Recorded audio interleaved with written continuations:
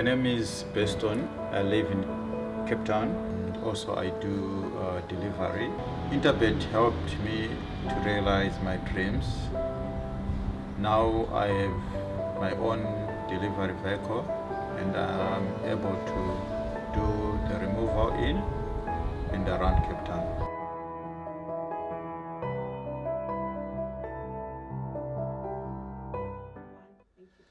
Sunday the 16th of July, 8 races on the Polytrack at Hollywoodbets Greyville. The first race off at 12:15. The feature event is the 135,000 Rand eThekwini Sprint, and it is the race day that we celebrate new turf carriers and the role that they play in racing, not only here in KwaZulu-Natal, but around the country as well. Joining me to preview all 8 races is Rahil Radhakrishna. Rahil, firstly, before we get into race 1 and we get into our package and our reruns, etc., not an easy card. Yeah. I can't find any bankers on this card. Yeah, it certainly looks to be quite a competitive card, Graham. And maybe in race number 1, Winter Frolic looks to be the part. But apart from her, it's quite a tricky day's racing. And the exotics, especially the place accumulator, could be a nice bet to catch on the day. I think it's very tricky. No standout bankers, but Rahil made mention of Winter Frolic in the first race, which is the shortest price favourite on the day at 18-10. That tells its own story. So let's have a look at the rerun of Winter Frolic running third at Hollywoodbets Greyville on the 6th of May.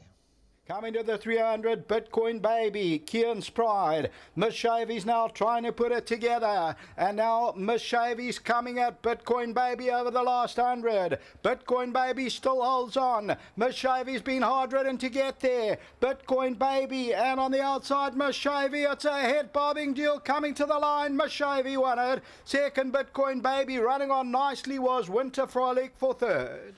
Well, there we saw Winter Frolic running third to Miss Shavy, and that form has been franked. But then, Rahil, I'm not quite sure what happened on the 22nd of May at Hollywoodbets Scottsville when she ran an absolute shocker behind Fibonacci. Yeah. She is a 2-year-old. She's coming up against a couple of other horses with a little bit of form. But I guess we've just got to ignore that second start. Yeah, I think it's just best to ignore that run, Graham. She was obviously very disappointing. She was strongly fancied to actually go close against the boys on that occasion. But maybe it was just the going on that day that affected her quite badly. And she ran downfield. That form has held up, but I think it's better to judge on a first start, where I thought she ran an absolute blinder from the deepest row of them all. And when you have a look at the runners that she does meet in this event, a lot of them are quite well exposed in the maiden ranks, and they look to be in their place. And regarding Michael Roberts' runners, I do have a comment regarding Nonoti.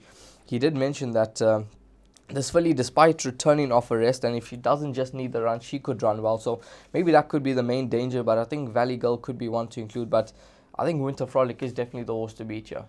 So Winter Frolic, the one to beat in the opening event. You make up your own mind as to whether you think that with Richard Faria aboard for the first time, number 7 Winter Frolic shapes up as a bipod banker. For my money, Rahil, I'm including 6 Valley Girls, 7 Winter Frolic and 10 Nonoti.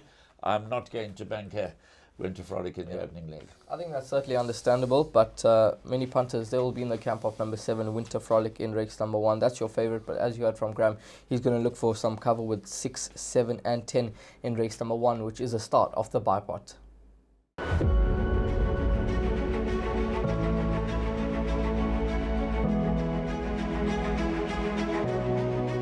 Good fun. Days like these are great. You get the whole industry together, and to have, companies and corporations like Interbet and Cape Racing who are so generous with sort of time and energy into making a day like this possible is it's fantastic for everyone.